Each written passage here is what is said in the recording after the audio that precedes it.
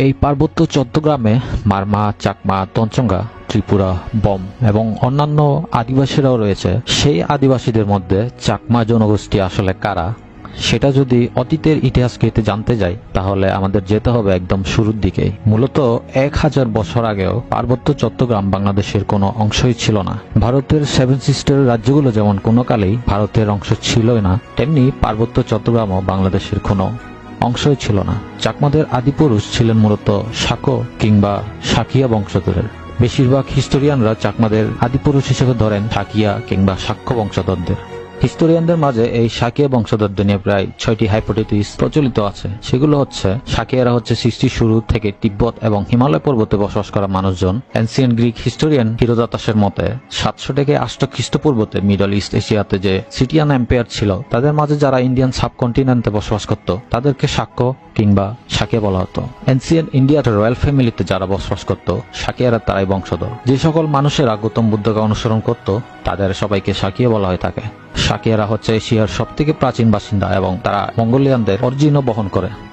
সর্বশেষে সাকিয়ারা হচ্ছে প্রাচীন মাগধ রাজ্য হতে আরকান রাজ্যে স্থানান্তরিত হয়। প্রায় 232 খ্রিস্টপূর্ব হতে চাকমাদের পূর্বপুরুষেরা আরকানের কিংবা বর্তমানে মিয়ানমার রাখাইন রাজ্যে বসবাস শুরু করেন এবং এই আরকানের এক রাজার নাম ছিল বিজয়গিরি। আনুমানিক তিনি 590 সালে পার্বত্য চট্টগ্রামের বর্তমান জেলাসমূহ চট্টগ্রাম নিজেদের দখলে করেছিলেন। দুর্গম এবং প্রান্তিক এলাকা হওয়ায় এই অঞ্চলে কোনো বসতিই ছিল না এবং এখানেই চাকমা আদি পুরুষরাই সর্বপ্রথম বসবাস শুরু করেন। চাকমা জনগোষ্ঠী এই অঞ্চলে বসবাস করার ফলে এটি চাকমাস নামেও পরিচিত হয়, যা কিনা 1600 শতাব্দীর 1496 থেকে 1525 পর্তুগিজের একটি মানচিত্রে চাকমাদের উল্লেখ পাওয়া যায়। আরাকানের রাজা এই চট্টগ্রাম এলাকায় বুদ্ধের স্মৃতি হিসেবে বুদ্ধ মূর্তি এবং বিহার নির্মাণ করেন। এর মধ্যে স্থাপিত 84,000 বৌদ্ধ ধাতু চৈত্যের মধ্যে রামুর চতুর্থী বর্তমানে হিস্টোরিক্যাল প্লেসের মধ্যে অন্যতম।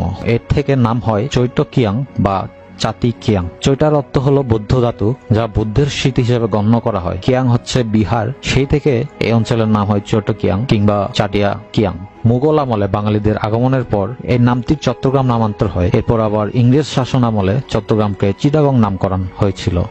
1240 সালে ত্রিপুরা রাজা এই অঞ্চল দখল করলেও 1607 সালের মধ্যে আরকানের এক রাজা বর্তমানের রাঙ্গুনিয়া রাউজান ফটিকছড়ি আবারও নিজের সাম্রাজ্যের অধীনে নিয়ে আসেন। বাংলায় 1576 সাল থেকেই মুঘল রাজত্ব শুরু হলেও এই চট্টগ্রাম পর্যন্ত মুঘলদের বিস্তার ছিল না এবং 1666 সালে শায়েস্তা খাঁ মুঘলদের হয়েও চট্টগ্রাম এবং পাহাড়ি অঞ্চলগুলো বাদ দিয়ে শুধুমাত্র সমতল এলাকাতে রাজত্ব করতেন। কিন্তু পরবর্তীতে মুঘলরাও এসব পাহাড়ি অঞ্চলগুলোতে তাদের আধিপত্য বিস্তার করতে চাইলে চাকমা এবং মুঘলদের সাথে সংঘর্ষ হতে থাকে। এই সময় চট্টগ্রাম এলাকায় গৌরবঙ্গ থেকে বাঙালির আগমন ঘটে। প্রায় অনেক বছর রক্ত